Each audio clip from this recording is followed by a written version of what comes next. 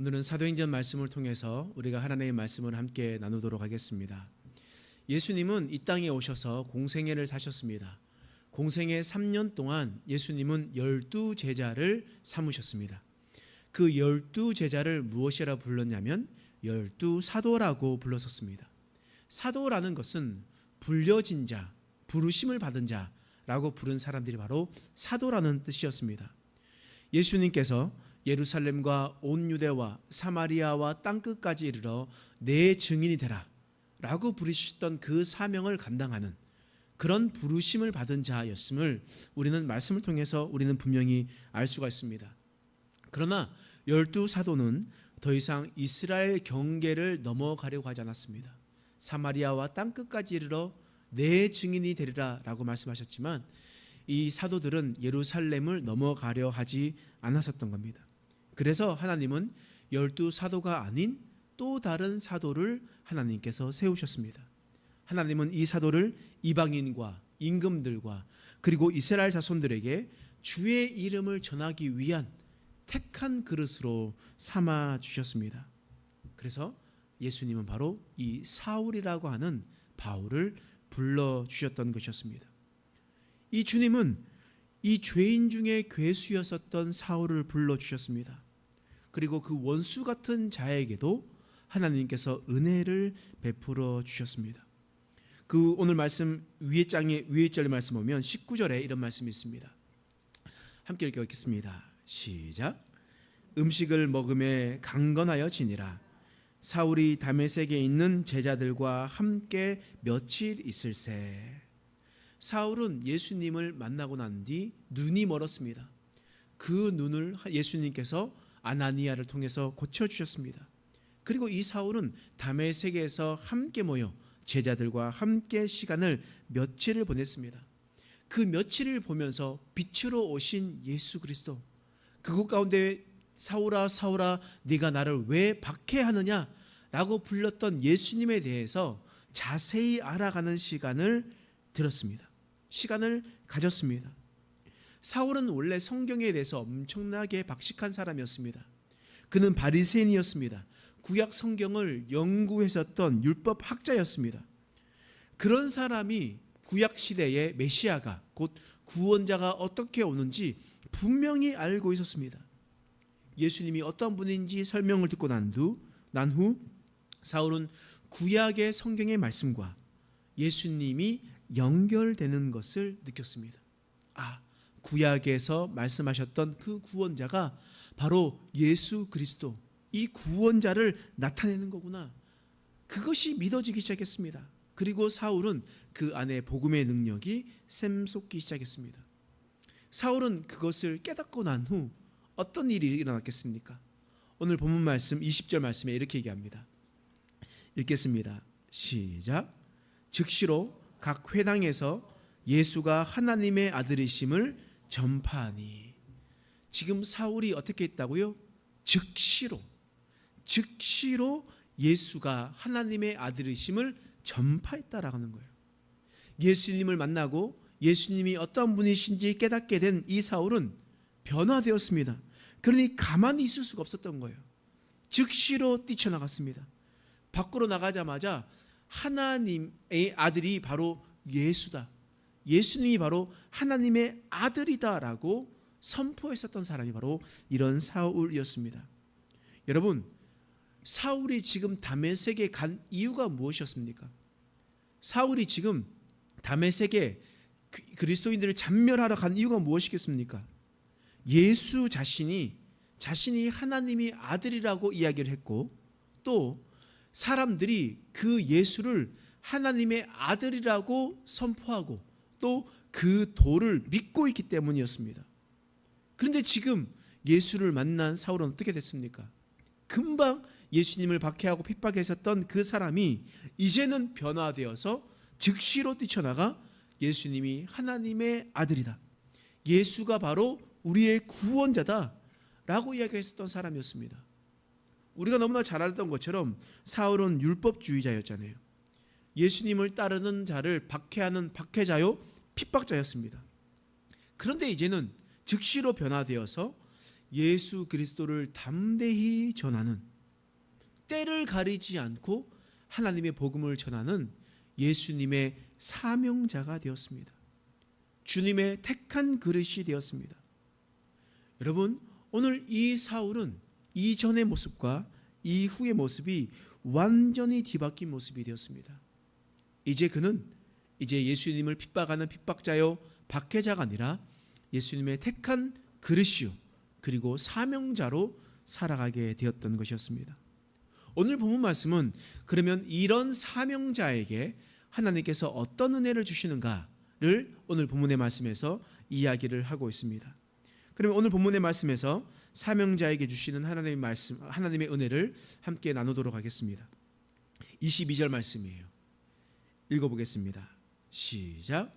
사울은 힘을 더 얻어 예수를 그리스도라 증언하여 다메섹에 사는 유대인들을 당혹하게 하니라. 하나님께서 사명자에게 어떤 은혜를 주십니까? 하나님께서는 사명자에게 힘을 더하십니다. 하나님께서는 사명자에게 힘을 더하시는 거예요. 여러분, 여기서 힘을 더 얻어라는 원어적인 표현은요, 이 단어를 성경에서 이 단어를 사용할 때마다 사람의 기력에 대해서 나타나지 않습니다. 사람의 힘이 더 세졌다라고 이야기하는 것이 아니라 이 단어는 항상 하나님께로 받은 영적인 힘을 나타낼 때 사용했던 겁니다. 그가 힘이 더 세졌다, 50kg 듣던 사람이 100kg를 들었다라는 것이 아니라 그의 마음 가운데 영적인 기쁨이 넘쳐나서 그것을 전할 수 있는 힘이 생겼다라는 거예요. 여러분, 이 힘은 곧 하나님께서 공급해 주신 영적인 힘인 것을 우리는 알 수가 있습니다. 하나님은요, 사명자에게 너 이 일 해라, 너 저 일 해라 라고 이야기하면서 그냥 너 힘대로 해라 라고 말씀하시지 않습니다. 하나님께서 우리에게 사명을 주시면요, 하나님께서는 우리에게 그 사명을 감당할 수 있는 힘을 주십니다. 우리는 그 영적인 힘으로 말미암아 우리는 일어날 수가 있고 힘을 다해서 주의 복음을 전할 수가 있다라는 거예요. 그렇게 우리가 복음을 가지고 복음의 힘을 가지고 선포했을 때 어떤 일이 일어나냐? 22절이에요. 다시 한번 읽겠습니다. 시작. 사울은 힘을 더 얻어 예수를 그리스도라 증언하여 다메섹에 사는 유대인들을 당혹하게 하니라. 지금 사울은 예수 그리스도를 믿는 사람들을 잡아 죽이려고 갔어요. 그런데 예수님을 믿고 완전히 뒤바뀌었어요.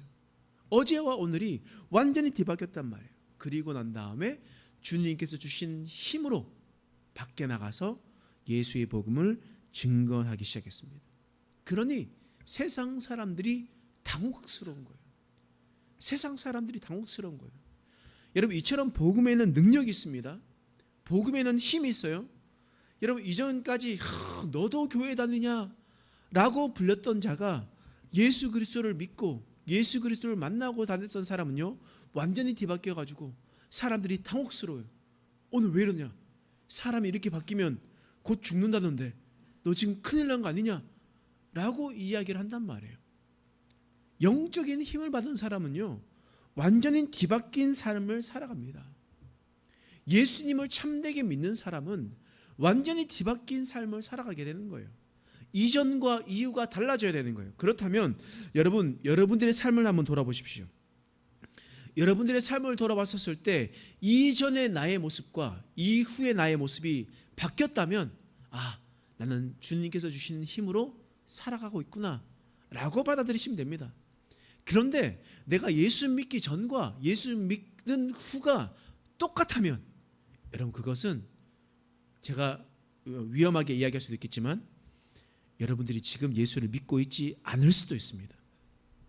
여러분들이 지금 진짜 예수님을 밭에 감춘 보화를 받아들이지 못한 경우가 있었습니다. 그냥 교회만 왔다 갔다 할 수 있는 상황이라는 거예요. 그럼 여러분, 사명자에게는 하나님께서 영적인 힘을 주시는 거예요. 이전과 이후가 달라지는 삶을 우리에게 주시는 겁니다. 여러분 또한 이 말씀을 통해서 이렇게 얘기합니다. 사도행전 9장 23절 말씀이에요. 읽어보겠습니다. 시작. 여러 날이 지나매 유대인들이 사울 죽이기를 공모하더니. 여기서 여러 날이 지나매라고 이야기하면 며칠이 지났구나라고 생각할 수 있습니다. 그런데 본문에서는 그것을 이야기하지 않아요. 본문에서 원어의 원래 뜻은 충분히 많은 날이 지난 후라고 우리는 해석할 수 있습니다. 충분히 많은 날이 지났다라는 거예요. 그러면 얼마만큼 시간이 지났는가? 갈라디아서 1장 17절 말씀을 보면 이 말씀을 이렇게 기록하고 있거든요. 함께 읽어보겠습니다. 시작. 또 나보다 먼저 사도된 자들을 만나려고 예루살렘으로 가지 아니하고 아라비아로 갔다가 다시 다메섹으로 돌아갔노라. 지금 이 말이 무슨 뜻이냐면 사울이 다메섹으로 가는 길에 예수님을 만났잖아요. 그리고 그곳에서 예수님의 제자들을 만나서 아나니아에 의해서 눈이 밝아지게 되었습니다. 다른 제자들을 만났어요. 그리고 예루살렘으로 곧장 돌아가지 않고 어디로 갔다고요? 아라비아로 갔대요. 아라비아에서 머물러 있다가 그리고 다시 다메섹으로 갔다라는 거예요. 그러면 오늘 9장 23절 말씀을 다시 한번 읽어보면 여러 날이 지나매 여러 날이 지나매라고 이야기했었을 때 그가 다시 다메섹으로 돌아갔다라는 것을 우리는 말씀을 통해서 우리는 볼 수가 있습니다. 이 기간을요 어떻게 보면 주석에 따르면 3년이라는 시간, 3년 정도의 시간을 우리는 주석을 통해서 확인을 할 수가 있습니다. 그럼 단 며칠이 지났다라는 것이 아니라 여러 날이 지나매라고 이야기하는 것은 곧 3년이라는 시간을 보냈다라는 거예요. 여러분 아라비아가 어느 곳입니까? 아라비아는 사막이자 곧 광야라는 거예요. 여러분 사막에 무엇이 있다고 하겠습니까? 광야에 무엇이 있겠습니까? 사막과 광야에는 아무것도 없어요. 바라볼 것도 없고요, 벗도 없습니다. 그곳은 아무것도 없기 때문에 오직 하나님만 바라볼 수 있는 곳입니다. 지금도 이스라엘의 유대 광야를 가든지 아니면 시내 광야를 가다 보면 그곳에는 수도원이 있습니다. 왜 수도원이 있을까요? 아무것도 없이 하나님과 깊은 교제를 할 수 있었기 때문입니다. 세례 요한도 광야에서 외치는 소리였습니다. 아무것도 없는 곳에서 하나님과 교제하면서 있었던 사람이 있다라는 거예요. 그러면 사울은 이 3년 동안, 이 시간 동안 아라비아 사막에서 무엇을 했겠습니까? 하나님과 깊은 관계를 가졌습니다. 하나님과 함께하는 시간을 가졌어요. 기도했습니다. 그러면서 주님께서 주신 사명, 그 사명을 감당하기 위해서, 복음의 사역을 감당하기 위해서 3년이라는 시간을 준비하며 기도하며 나아갔다라는 거예요. 그리고 다시 다메섹으로 돌아가서 다시 복음을 증거했었다라는 겁니다. 그러면 이러한 자에게, 이런 사명을 감당하기 위해서 기도하며 준비했었던 사람에게 하나님께서 어떤 은혜를 주시는가? 23절 말씀 다시 한번 읽어보겠습니다. 시작. 여러 날이 지나매 유대인들이 사울을 죽이기를 공모하더니. 이제 사도 바울이 다메섹에서 복음을 증거하고 다시 아라비아로 갔다가 3년이라는 시간 동안 돌아와서 복음을 다시 증거하니까 어떤 일이 있었냐? 유대인들이 사울을 죽이려고 공모했다라고 이야기했습니다. 그들은 지금 사울의 회심에 대해서 분노를 하고 있었다라는 거예요. 사울이 지금 유대교로서 예수 믿는 사람을 핍박해야 되는데 지금 예수를 만나더니 예수를 증거하고 있는 거예요. 그러니 이는 우리를 배신했다라고 간주하고 있는 겁니다. 뿐만 아니라 사울이 다메섹에서 열심히 예수를 그리스도라, 예수를 하나님의 아들이라 증거하니까 유대교회에 있었던 사람들이, 많은 사람들이 그곳에서 돌아서서 예수를 믿기 시작했다라는 거예요. 때문에 사울의 열심히 있는 전도로 말미암아 이 다메섹에 있었던 유대교가 위축되기 시작했습니다. 그러니 그들이 모이기 시작했어요. 그리고 유대인들이 사울을 죽이려고 결심했습니다.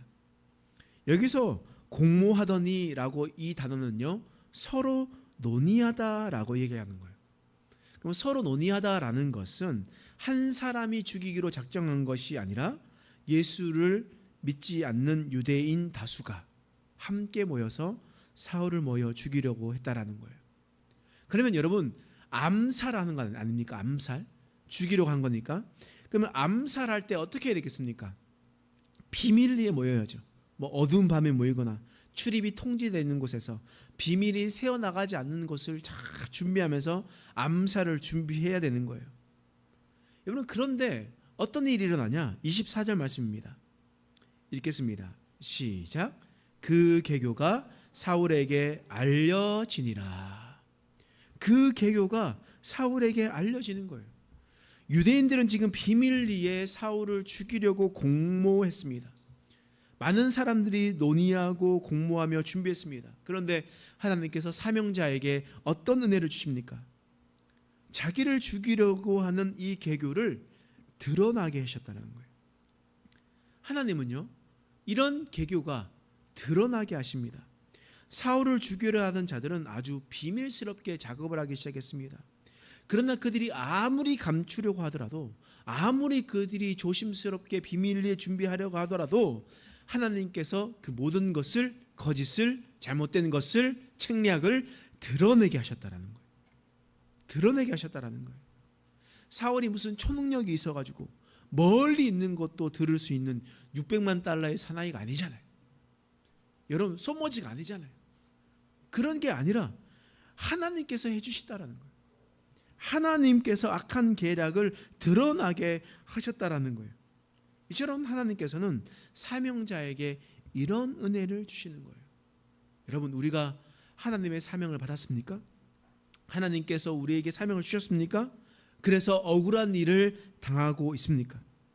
내가 하나님의 사명을 다 받고 주님의 명령을 담당하며 살아가는데 어려움을 당하고 있습니까? 사람들의 계략과 계교에 위협함을 느끼고 있습니까? 여러분, 우리가 끝까지 하나님의 사명을 감당한다면 하나님께서는 그것을 다 드러내게 하심을 믿으시기 바랍니다. 졸지도 않으시고 주무시지도 않으시며 어디서나 계시는 하나님은요, 모든 것을 다 아십니다. 하나님은 모든 것을 다 보시고 모든 것을 다 듣고 계십니다. 그렇기 때문에 원수의 속임과 꾀를 드러나게 하심을 믿으시기 바랍니다. 뿐만 아니라 하나님은 사명자에게 또 다른 사명을 주십니다. 사도행전 9장 24절 말씀이에요. 읽어보겠습니다. 시작. 그 계교가 사울에게 알려지니라. 그들이 그를 죽이려고 밤낮으로 성문까지 지키거늘. 지금 사울을 죽이려고 계략을 꾸민 사람들이요, 낮과 밤 할 것 없이 열심이었습니다. 그들은 이 사울을 체포하려고 노력을 아주 치밀하게 했다라는 거예요. 그럼 낮과 밤 할 것 없이 열심히 끈질기게 했습니다. 그런데 이상한 것이 무엇이냐면 그들이 성문을 지키고 있었다라는 거예요. 원래 유대인들은 성문을 지키는 자들이 아니었습니다. 왜냐하면 다메섹은 유대의 나라가 아니거든요. 이방인 나라였습니다. 다메섹은 시리아 나라라는 말이에요. 그렇기 때문에 유대인들이 그곳을 지킬 수가 없습니다. 근데 그들이 지켰다라는 말이 어떤 의미겠습니까? 고린도후서에 오늘 본문의 말씀을 이렇게 설명하고 있어요. 고린도후서 11장 32절 말씀이에요. 읽어보겠습니다. 시작. 다메섹에서 아레다 왕의 고관이 나를 잡으려고 다메섹 성을 지켰으나. 지금 고린도 성도들에게 사도 바울은 자신의 설명을 이렇게 얘기하는 거예요. 다메섹에서 아레다 왕의 고관이 나를 잡으려고 했다. 사도행전에서는 유대인들이 잡으려고 했다라고 이야기를 하고 있는데 아레다 왕의 고관이 나를 잡으려고 했다라고 이야기하고 있습니다. 그럼 이게 무슨 말이겠습니까? 이것은요, 유대인들이 사울을 잡기 위해서 자신의 힘만 쓴 것이 아니었다라는 거예요. 유대인들은 다메섹의 아레다 왕의 고관들을 매수했다라는 거예요. 그것이 돈으로 샀는지 무엇을 했는지 알 수 없지만 다메섹의 공권력까지 손을 내밀고 그것을 잡으려고 했었다라는 것을 말씀을 통해서 알고 있습니다. 여러분, 우리가 조선시대를 한번 생각해 보십시오. 옛날에 우리 조선 땅에 한양이 있잖아요. 한양이 있는데 그 한양은 사대문 안을 통과해야 되잖아요. 원래는 사대문 안에 있어야 그곳에서 보호를 받는 것 아니겠습니까? 그래서 사대문 안에 있고 그 사대문이 있지만 또 다른 문들이 있었잖아요. 뭐 광희문도 있고 여러 가지 문들도 있었는데 뭐 그 문들은 뭐 특별한 문이었고 사대문을 지나가는 문이었습니다. 여러분, 그러면요, 그 사대문을 지키고 있으면 한양에 있었던 사람이 밖으로 빠져나기가 쉽지가 않습니다. 아주 어려운 일입니다. 그러면 다메섹도 마찬가지거든요. 다메섹도 성이었습니다. 성이었기 때문에 그곳에서 아레다 왕의 고관이 지키고 있으면 그곳을 빠져나갈 수가 없습니다. 공권력이 움직이고 있는 상황이거든요. 그렇기 때문에 지금 사울은 지금 도관에 든 쥐와 같습니다. 움직일 수가 없는 거예요. 그런데 하나님께서 사명자에게 어떤 은혜를 주십니까? 하나님께서는요, 막혀 있는 길이라 할지라도 하나님께서 길을 내어 주시는 거예요. 하나님은 사명자에게 길을 내어 주시는 분입니다. 하나님께서 지혜를 주시는 거예요. 그래서 그 지혜로 말미암아 그 길을 뚫고 나갈 수가 있는 겁니다. 사도행전 9장 25절 말씀입니다. 읽어보겠습니다. 시작. 그의 제자들이 밤에 사울을 광주리에 담아 성벽에서 달아 내리니라. 그 문을 지키고 있었던 고관들의 눈을 피해서 성이니까 성벽을 통해 광주리에 사람을 실어서 넣었습니다. 누가 광주리 안에 사람을 넣을 거라고 생각을 했겠습니까? 그 시절에 무슨 튼튼한 밧줄이 있었습니까? 무슨 대단한 뭔가 통이 있었겠습니까? 그럼에도 불구하고 하나님께서는 그 길을 만들어 주셨다라는 거예요. 길이 막혀 있으면 그 길을 뚫게 해주셨고, 사울은 안전하게 피해서 아라비아로 갔다가 3년 뒤에 다시 나갔다가 그리고 난 다음에 예루살렘으로 돌아가게 되는 그런 일들이 있게 되었다라는 거예요. 여러분, 우리의 상황이 막혀 있다 할지라도 하나님은 길을 만들어 주시는 분임을 여러분 믿으시기 바랍니다. 이사야서 43장 19절 말씀 보면 이런 말씀이 있어요. 읽어보겠습니다. 시작. 보라, 내가 새 일을 행하리니 이제 나타낼 것이라. 너희가 그것을 알지 못하겠느냐? 반드시 내가 광야의 길을, 사막에 강을 내리니. 하나님께서 말씀하시는 거예요. 이스라엘 백성들이 지금 바벨로니아의 포로로 붙잡혀 갔거든요. 그리고 난 뒤에 포로에 붙잡혀 있어서 나올 수 있는 방법이 없었던 겁니다. 도저히 어떤 일로 바벨로니아에서 예루살렘으로, 가나안 땅으로 돌아올 수 있는 길이 없었던 거예요. 그런데 하나님께서 뭐라고 말씀하시냐? 보라, 내가 새 일을 행할 것이다. 광야에 길을 낼 것이다. 여러분, 사막의 길이 어디 있고 모래밭의 길이 어디 있겠습니까? 근데 하나님께서 길을 낼 것이다. 사막에 강을 낼 것이다. 내가 반드시 할 것이다. 하나님께서 말씀하셨던 겁니다. 그리고 하나님께서는 그렇게 하셨습니다. 하나님은 이처럼 전능하신 분이에요. 그에게는 불가능한 것이 없습니다. 광야에도 길을 내시는 분이시고 사막에도 강을 내시는 분이 바로 우리 하나님이십니다. 그렇다면 우리 사명자에게 막혀 있는 길, 우리가 절대로 나갈 수 없는 상황이라고 여겨졌던 것, 그 모든 것들을 하나님께서 그 길을 내어 주신다라는 겁니다. 하나님께서는 그런 사명자에게 우리에게 은혜를 주시는 겁니다. 오늘 말씀을 마무리하도록 하겠습니다. 하나님은 심판받을 죄인 곧 사울을 자신의 택한 그릇으로 부르셨습니다. 그리고 그에게 사명을 주시면서 그를 사명자로 세워 주셨습니다. 그런 사명자에게 하나님께서 어떤 은혜를 주셨습니까? 하나님께서는 그에게 그 사명을 감당할 힘을 주셨습니다. 사람의 힘과 능력이 아니라 하나님께서 주시는 영적인 힘을 주셨습니다. 그리고 담대히 예수를 그리스도라 선포하는 자가 되었던 것이었습니다.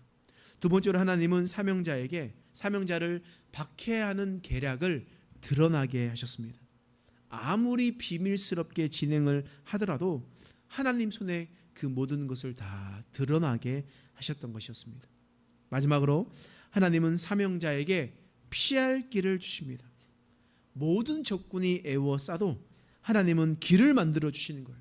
하나님께서는 하나님의 지혜를 주셔서 하나님께서 그 길을 인도해 주십니다.